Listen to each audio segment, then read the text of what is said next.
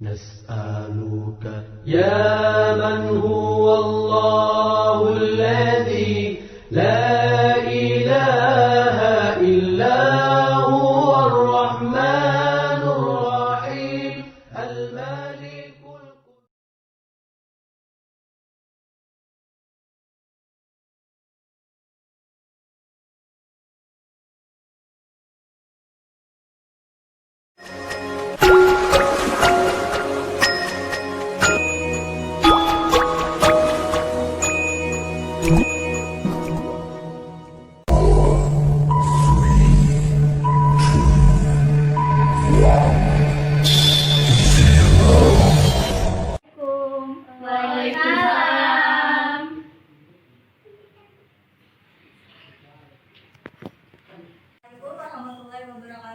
Waalaikumsalam warahmatullahi wabarakatuh. Apa kabar semuanya? Alhamdulillah baik, Bu. Alhamdulillah ya.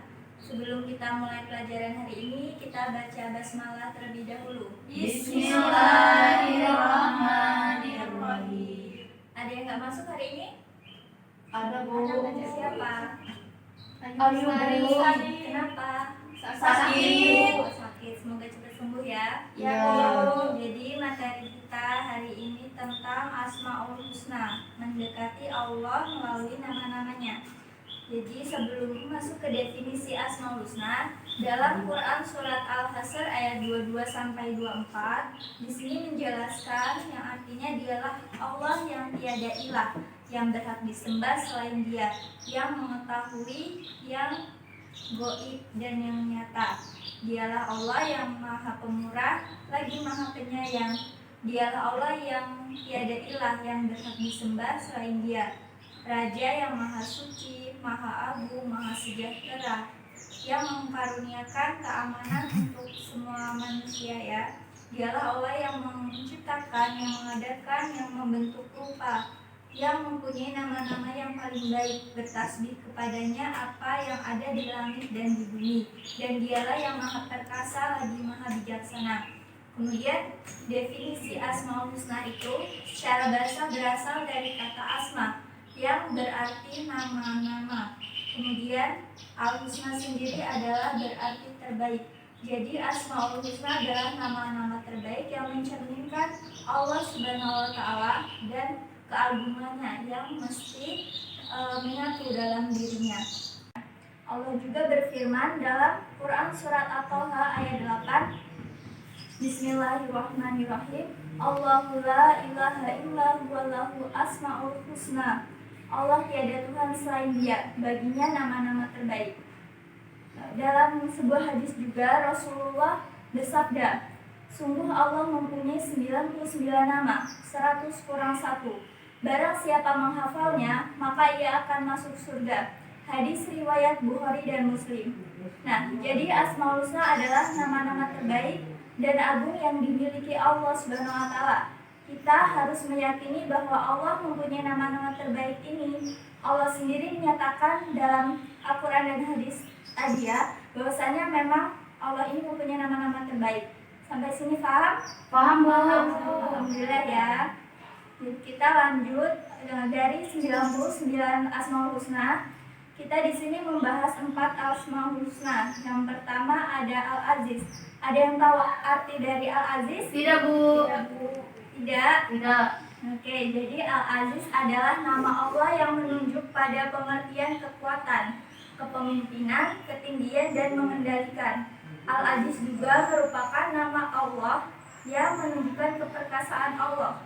Keperkasaannya tidaklah mampu diukur oleh manusia ataupun makhluk lainnya. Tidak ada yang bisa menandingi keperkasaan Allah Subhanahu wa Ta'ala ini ya.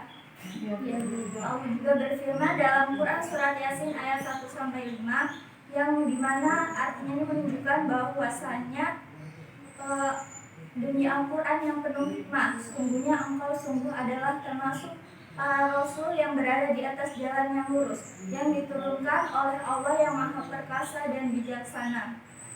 Dalam ayat ini Allah memaklumkan bahwa dirinya lah yang Maha Perkasa dan Maha Bijaksana. Tiada yang bisa mengungguli keperkasaan Allah. Misalnya dalam menggerakkan matahari di atas kita, Allah tidak perlu bantuan siapapun. Allah sendirilah yang melakukannya dan menjaganya sampai nanti hari kiamat. Kemudian Al-Adil yang kedua ya. Ada yang tahu arti Al-Adil? Tidak, Bu. Allah Maha Adil ya. Allah Maha Adil, Bu. Ya, benar. Kata Al-Adil ini di dalam Al-Quran itu memiliki aspek dan objek yang beragam. Begitu pula pelakunya. Keragaman tersebut ini mengakibatkan keragaman makna dari kata Al-Adil ini. Kemudian menurut penelitian M. Quraish Shihab bahwa paling tidak ada 4 makna keadilan. Yang pertama, adil di dalam arti sama. Artinya itu memperlakukan sama antara orang yang satu dengan yang lainnya. Kemudian yang kedua, adil di dalam arti seimbang. Yang ketiga, adil di dalam arti perhatian terhadap hak-hak individu dan memberikan hak itu kepada setiap pemiliknya. Yang keempat, adil di dalam dinisbahkan kepada Allah. Kemudian M. Quraish Shihab menegaskan bahwa manusia yang bermaksud meneladani sifat Allah yang adil ini setelah meyakini keadilan Allah dituntut untuk menegakkan keadilan walau terhadap keluarga seperti ibu, bapak, dan dirinya. Bahkan terhadap musuhnya sekalipun kita itu dianjurkan untuk tetap berbuat adil. Kemudian yang ketiga ada Al-Qayyum, Maha berdiri sendiri. Kemudian ada yang tahu tentang pengertian ini, penjelasannya bagaimana? Tidak, Bu. Oke, jadi Al-Qayyum itu adalah salah satu dari Asmaul Husna yang memiliki arti berdiri sendiri dalam mengurusi hamba-hambanya. Allah berfirman dalam ayat Kursi ayat 205 ayat Kursi surat Al-Baqarah ayat 255 bahwa Allah tidak tersentuh oleh tidur. Hal ini disebabkan karena Allah lah yang maha suci dan sifat-sifat kekurangannya yang hanya dialami oleh makhluknya. Allah lah yang mengurusi dan memperbaiki alam semesta setelah dilakukan perusakan oleh manusia. Allah tidak memiliki rasa kantuk dan tidak memiliki rasa lelah. Jadi Allah lah yang menciptakan segala sesuatu yang ada di bumi ini tanpa rasa lelah, karena Allah adalah maha berdiri sendiri. Kemudian yang keempat ada Al-Ghafur. Ada yang tahu artinya? Tidak, Bu. Al-Ghafur adalah maha pengampun ya. Jadi di sini Allah itu mempunyai sifat pengampun yang akan memberikan ampunan pada hambanya yang mukmin. Allah amat senang dalam memberikan ampunan kepada hambanya untuk meminta ampunan padanya, karena tiada hamba yang tidak mempunyai salah atau yang berada di atas kebenaran 100% itu tidak ada. Beberapa nabi juga mengalami hal yang sama. Mereka ada yang melakukan kekhilafan lalu meminta ampunan kepada Allah. Caranya seperti kita bertaubat ataupun membaca istighfar. Dijelaskan dalam surat An-Nuh ayat 10-12 yang artinya, maka aku katakan kepada mereka, mohonlah ampun kepada Tuhanmu, sesungguhnya Dia adalah maha pengampun. Niscaya Dia akan mengirimkan hujan kepadamu dengan lebat dan membanyakkan harta dan anak-anakmu, dan mengadakan untukmu kebun-kebun, dan mengadakan pula di dalamnya untukmu sungai-sungai. Keteladanan yang bisa diambil dan diamalkan dari nama Allah Al-Ghafur ini, yang pertama, tidak putus asa atas ataupun murung karena suatu dosa yang terlanjur diperbuat. Yang kedua, berkenan memaafkan kesalahan orang lain dengan keikhlasan. Yang ketiga, senantiasa bersikap tawadu. Yang keempat, bersegera memohon ampunan dan bertaubat kepada Allah Subhanahu wa Ta'ala bila melakukan kesalahan dan suka beristighfar. Terus yang terakhir ada manfaat membaca Asmaul Husna. Jadi yang pertama itu kita bisa lebih mengenal Allah, mengenal siapa Allah, dan bisa mengingatnya melalui Asmaul Husna ini. Karena dengan membacanya kita juga bisa mendapatkan pahala. Kemudian yang kedua, bertambahnya iman.